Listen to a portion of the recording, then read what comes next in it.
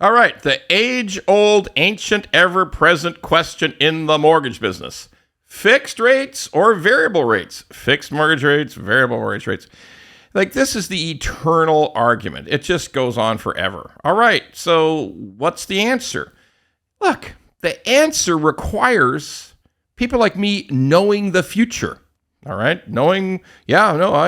I can see into the future. Well, here's the question. If I can see in the future, what am I doing here? All right. If I can see in the future, I should have been retired at age 20 something, and be rich as be Jesus and, not have to work. Okay. But I cannot see in the future. And every single person who tells you they can see the future, it's not true.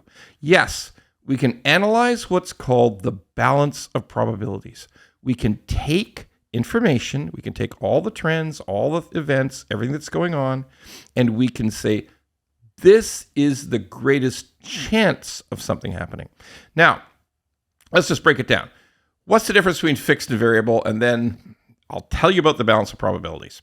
So fixed is fixed. I mean, you can take a 1 year all the way up to a 10-year in Canada. We don't have the 25s and 30-year stuff, but you can take your pick there. By the way, virtually nobody takes a 10. Virtually nobody takes a 7. Like, people always talk about, we should have more 25 and 30-year mortgages in Canada.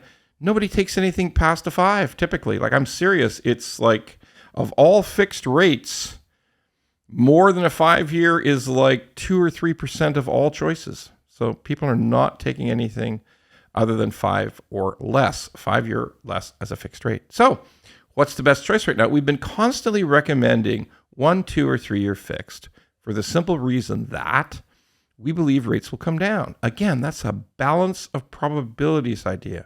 It's very hard to know when it will start. It's hard to know how far it will go down. It's very hard to know with precision any of these particular dates that you're going to say, well, by this time it'll be this rate. No, we can't do that. We just know by the balance of probabilities that by the end of 2024, fixed rates should be less. Okay, so why take fixed? Because the risk is on the bank. It's priced correctly. The bank knows what it knows. It knows that it can sell those mortgages into a bond fund, and it can get an absolute certainty of what its cost and its profit is. And that's the way the system works. That's why banks sell mortgages. They are big enough to pull that off.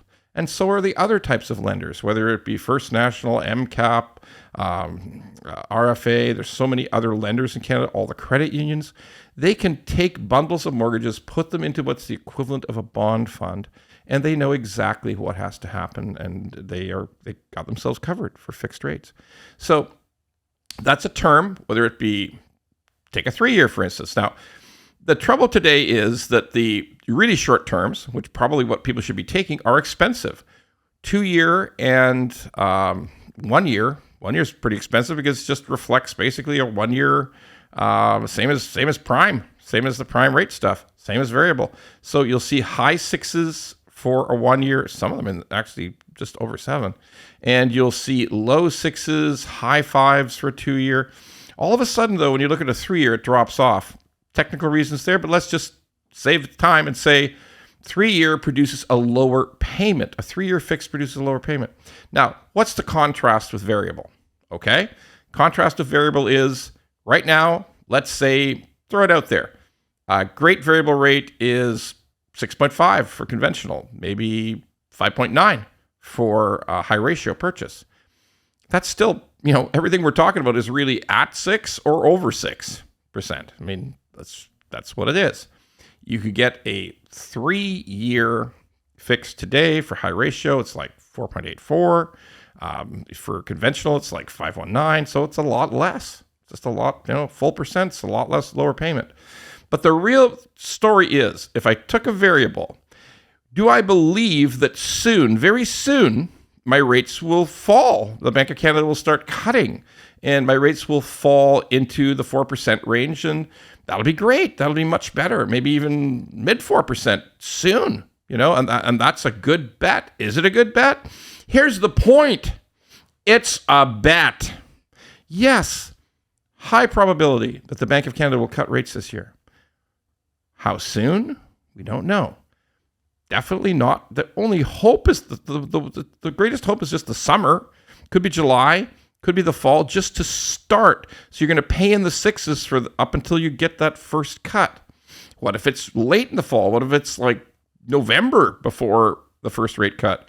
Well, you've been paying that high rate, and when it cuts come, it's only like 0.25%. And what's the final rate? When the Bank of Canada starts to cut, when will it get to what they call the terminal rate, the point where cuts are over? This is now the standard rate. What is that rate? Is it 2.75? Is it 3? Who knows? Okay, how long will it take to get there? The thing about variable is the risk is on you. The risk is on you, the borrower, okay? Bank has no risk. Just moves around. We're making whatever profit we're happy with on it anyway. So if the risk is on you, then should you do it at all? Look, I'm not trying to push anybody either way, but what I'm saying is that this is a risk-based decision.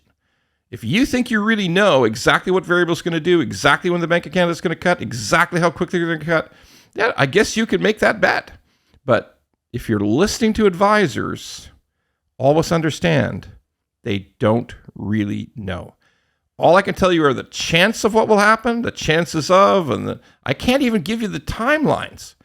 Anybody who says, here's what the trading market says, here's what the market says, it's going to go this on this date, it's going to go that fast then, it's going to end up over here. That is not true. No one really knows. Is there a chance you could do well with a variable? Absolutely, there is, 100%. But it's a chance. The risk lies with you, and I don't know if that's what you want. If you could just take a 3-year, and at the end of the day, you don't have to think about it anymore. Not recommending it. I'm saying the choice is yours, but I am saying it's all on you. If someone says they really know how it's going to work out, I don't believe that's true.